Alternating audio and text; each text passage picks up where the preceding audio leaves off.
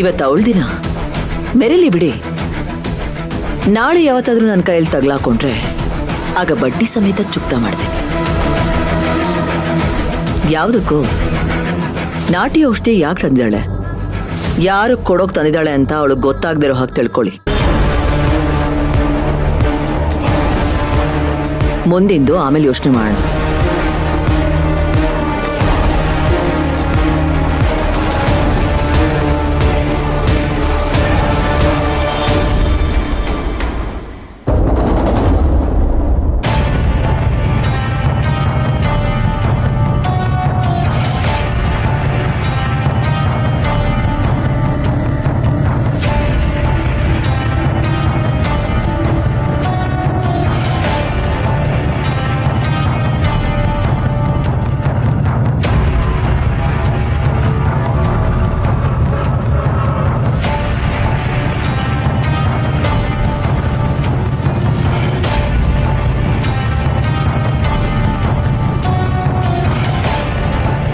Madam, ನೀವು ಹೇಳ್ದಾಗೆ ಒಂದು ಸೇಫ್ ಜಾಗದಲ್ಲಿ ಇಟ್ಟಿದ್ದೀನಿ.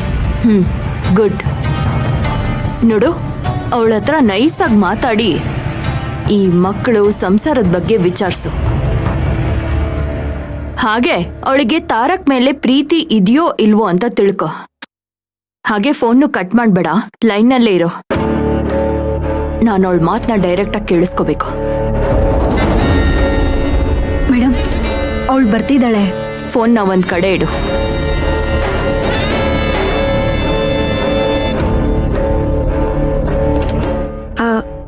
ರೇಣುಕಾ, ಪಾತ್ರೆ ಎಲ್ಲ ಬೆಳಗಿ ಅಡ್ಗೆ ಮನೆನ ಒಂದ್ಸಲ ಕ್ಲೀನ್ ಮಾಡ್ಕೊಂಡ್ಬಿಡು. ಬೆಳಗ್ಗೆ ತಿಂಡಿಗೆ ಬೇಕಾಗಿರೋ ತರಕಾರಿನೆಲ್ಲ ಹೆಚ್ಚಿಟ್ಕೊಂಡ್ಬಿಡ್ತೀನಿ. ಅಕ್ಕ, ಪಾತ್ರೆನೂ ಬೆಳಗಿಟ್ಟು ತರಕಾರಿನೂ ನಾನೇ ಕಟ್ ಮಾಡ್ತೀನಿ. ಹೋಗಿ ಅಕ್ಕ, ರೆಸ್ಟ್ ಮಾಡಿ. ಬೆಳಗ್ಗೆಯಿಂದ ಕೆಲಸ ಮಾಡಿ ಸುಸ್ತಾಗಿರ್ತೀರಾ.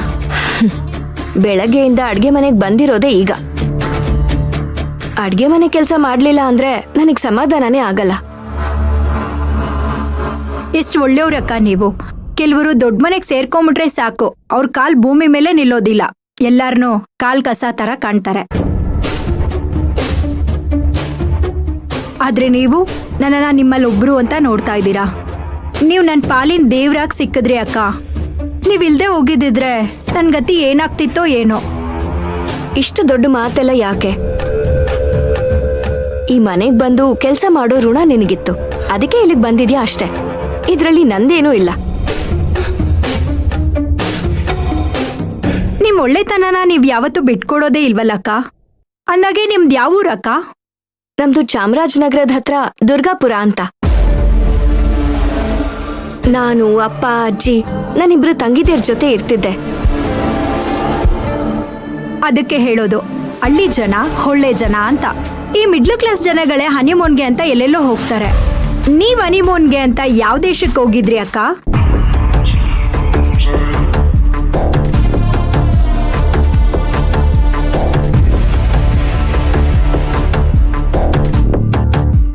ಅದೆಲ್ಲ ಏನೂ ಇಲ್ಲ. ನಾನು ದುರ್ಗಾಪುರ ಬಿಟ್ರೆ ಬೆಂಗಳೂರನ್ನ ನೋಡಿದ್ದೆ ಮದ್ವೆ ಆದ್ಮೇಲೆ.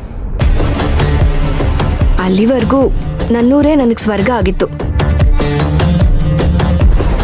ಅಂದ್ರೆ ಸಾರ್ ನಿಮ್ಮನ್ನ ಎಲ್ಲೂ ಕರ್ಕೊಂಡು ಹೋಗೋದಿಲ್ಲ ಅಂತ ಹೇಳಿದ್ರಾ? ಅವ್ರೇನು, ನಾನು ಈಗ್ಲೂ ಹೂ ಅಂದ್ರೆ ಕರ್ಕೊಂಡು ಹೋಗೋದಕ್ಕೆ ರೆಡಿ ಇರ್ತಾರೆ.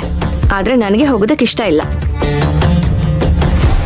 ಯಾಕಕ್ಕ, ಅವ್ರ ಜೊತೆ ಹೋಗೋದಕ್ಕೆ ಇಷ್ಟ ಇಲ್ವಾ?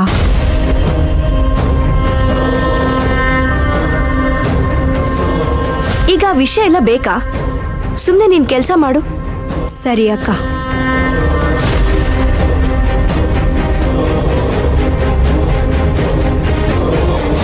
ಅದ್ಯಾಕೆ ಇವಳು ತಾರಕ್ ಮೇಲ್ ಪ್ರೀತಿ ಇಟ್ಕೊಂಡಿದ್ದಾಳೋ ಇಲ್ವೋ ಅಂತ ಹೇಳ್ತಾನೆ ಇಲ್ವಲ್ಲ. ನೋಡೋಣ ಮುಂದಕ್ಕಾದ್ರೂ ಹೇಳ್ತಾಳ ಅಂತ.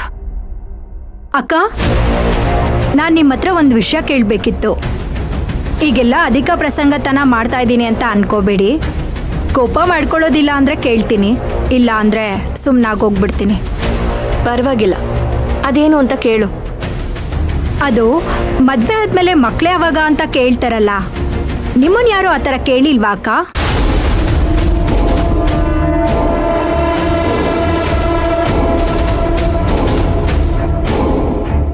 ನನ್ನ ಮಾತು ಕೇಳಿ ಬೇಜಾರಾಯ್ತಾ ಅಕ್ಕ? ಅಂತ ಕುಡ್ಕ ಗಂಡನ್ ಕಟ್ಕೊಂಡಿರೋ ನನ್ನನ್ನೇ ಎಲ್ಲರೂ ಕೇಳ್ತಾ ಇದ್ರು.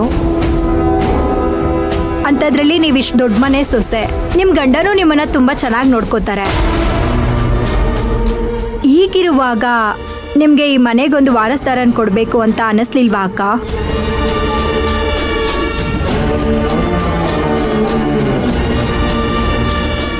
ನೋಡು, ಮೊದಲೇ ನಿನಗೆ ಹೇಳಿದ್ದೀನಿ ತಾನೆ, ಇಂಥ ಪ್ರಶ್ನೆ ಎಲ್ಲ ಕೇಳಬೇಡ ಅಂತ. ಕ್ಷಮಿಸಿ ಅಕ್ಕ, ಈ ಮನೇಲಿ ನಿಮ್ಮ ಒದ್ದಾಟ ನೋಡಿ ಕೇಳಬೇಕು ಅನ್ನಿಸ್ತು, ಅದಕ್ಕೆ ಕೇಳಿದೆ. ನಿಮ್ಮ ಜೊತೆ ಒಂದು ಮಗು ಇದ್ರೆ ಆ ಮಗು ಜೊತೆನಾದರೂ ಸಂತೋಷವಾಗಿರ್ತೀರಾ ಅಂತ ಕೇಳಿದೆ. ತಪ್ಪಿದ್ರೆ ಕ್ಷಮಿಸ್ಬಿಡಿ ಅಕ್ಕ. ಸರಿ, ನಿನ್ ಕೆಲಸ ಮಾಡು.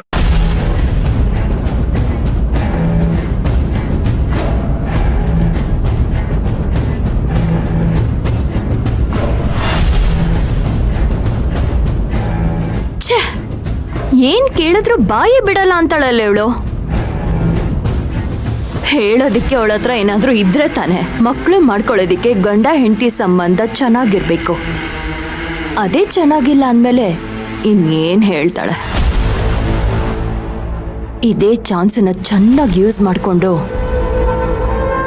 ಆ ಮಯೂರಿ ಬಾಳಲ್ಲಿ ಬಿರುಗಾಳಿನೇ ಎಬ್ಬಿಸ್ತೀನಿ.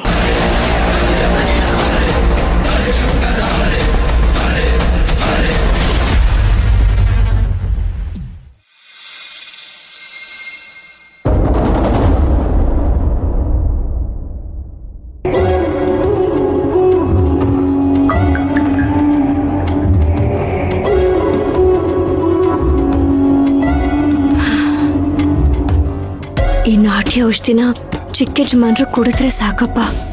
ಇದರಿಂದ ಅವ್ರ ಕುಡ್ದ ಚಟ ದೂರ ಆದ್ರೆ ಸಾಕು ದೇವ್ರೆ.